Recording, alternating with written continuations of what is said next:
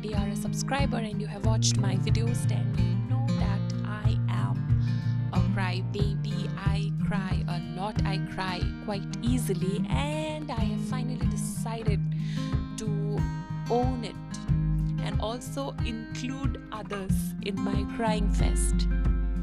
So in this video, I am going to recommend you some books which will make you cry, will make you weep, no matter how much you claim that you are a stoic person. Okay, I challenge you to not cry reading any one of these books. So it's already winter and the perfect time to snuggle inside a blanket or by the fire with a book in hand and just enjoy it.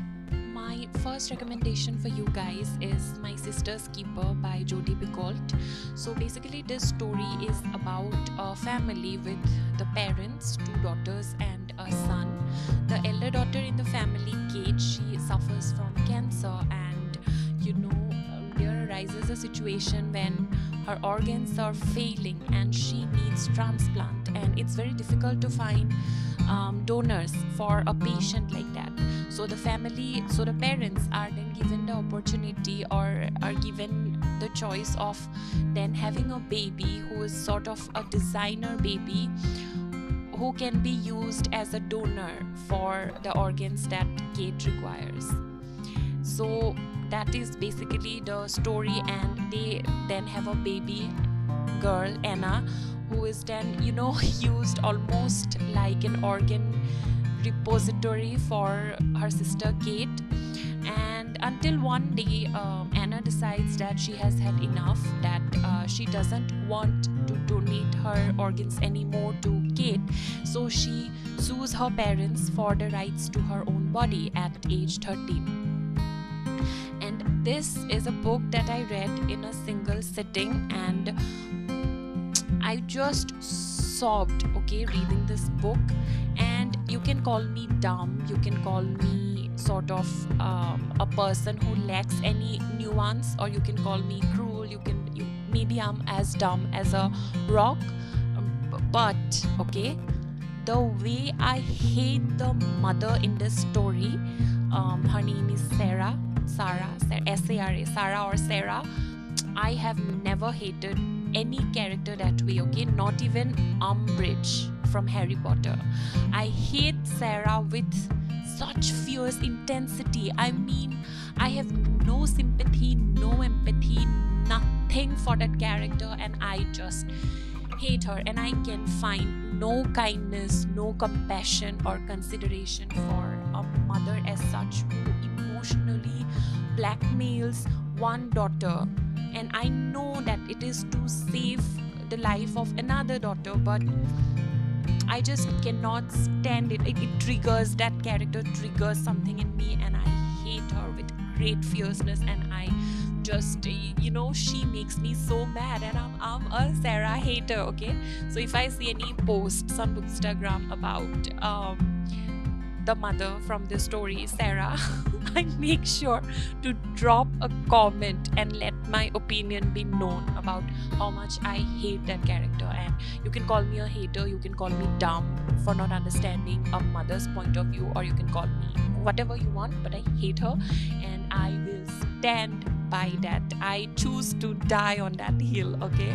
But as a story, as a book, this is a great book. I mean, if you are expecting a story that will just squeeze out every emotion from your heart, this is the book for you. And it's also so nuanced in its portrayal of the intricate relationships between the members in a family, and the grief that is associated with not just the person suffering from a terminal disease, but the toll it takes on the caregiving family.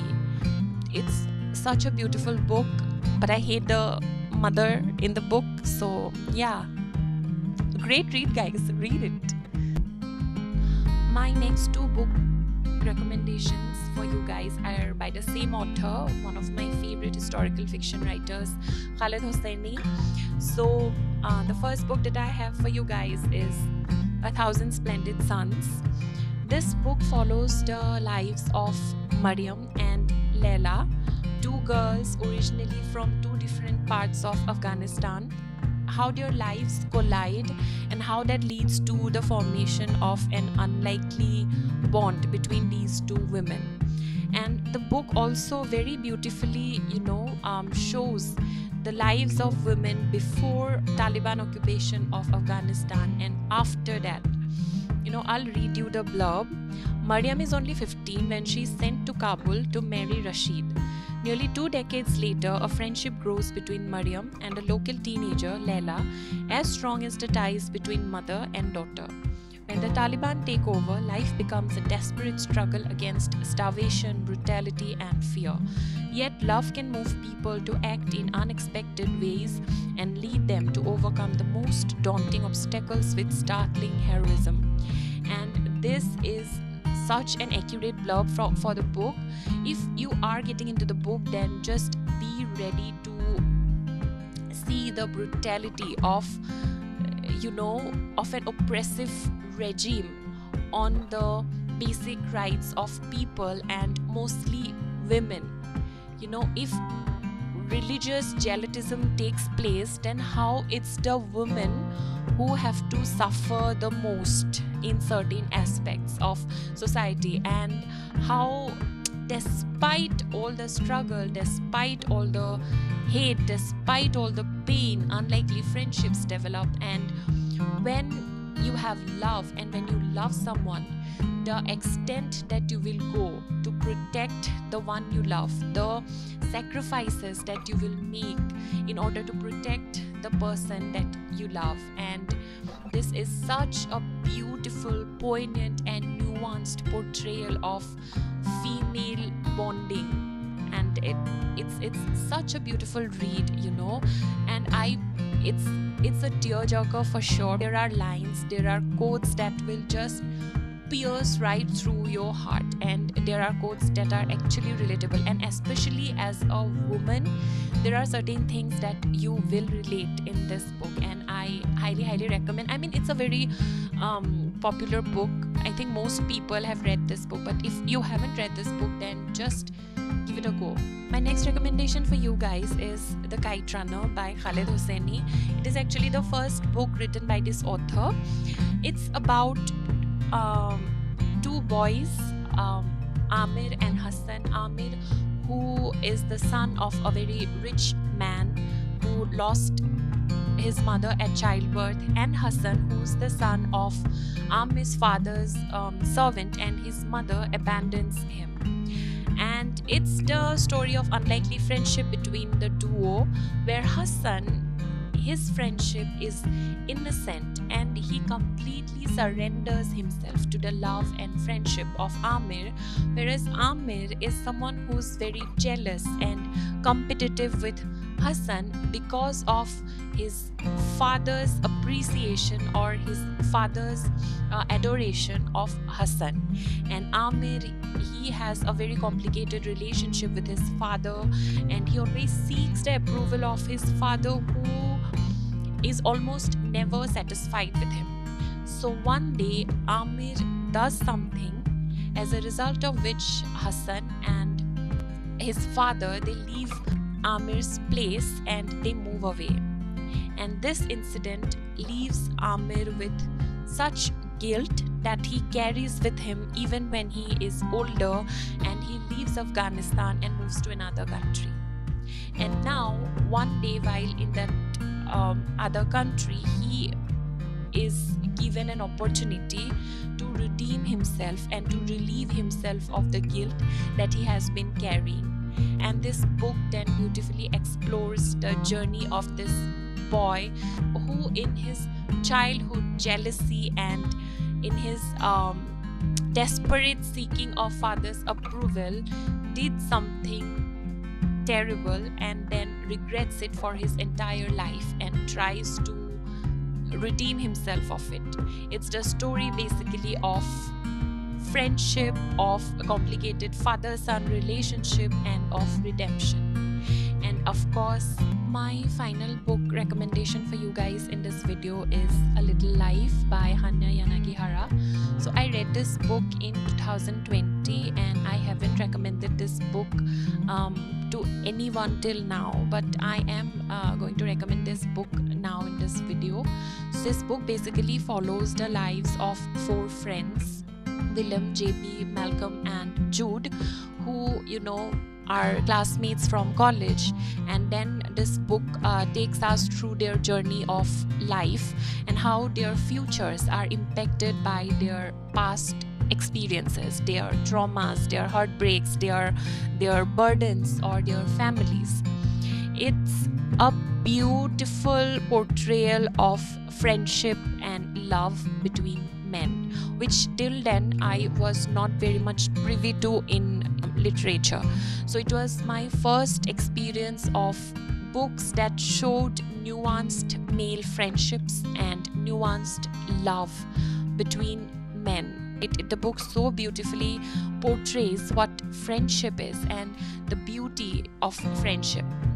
But before reading this book, you make sure that you read the trigger warnings of this book, and make sure that you are mentally in a good position, that you are mentally in a sound space to read this book, because there is just horrifying, very traumatic depiction of abuse, both physical, sexual, and it's a very harrowing depiction of trauma, of pain and suffering, and it's a very thick book, right? And throughout the book there is continuous depiction of pain.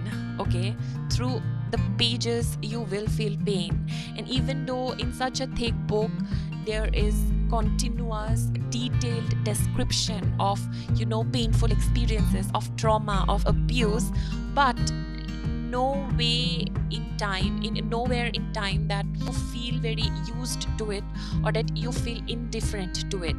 Every time, with each time, all the abuse, all the trauma and all the harrowing details are mentioned, you are going to be disturbed and you are going to squirm.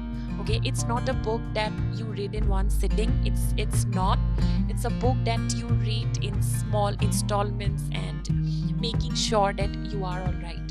Do not make the mistake of going through it once at a time, because it can take you to a very dark place if you are not in a very good position emotionally and mentally. So that's it. These are my recommendations for you guys. You go through these books again, A Little Life. Before reading, make sure you're okay and make sure to read the trigger warnings. And read these books and let me know how you find them. I hope you like them. And if you have watched my video till now, then thank you for watching. If you haven't yet subscribed to my channel, then please subscribe, like this video, and also share it among your friends. Bye.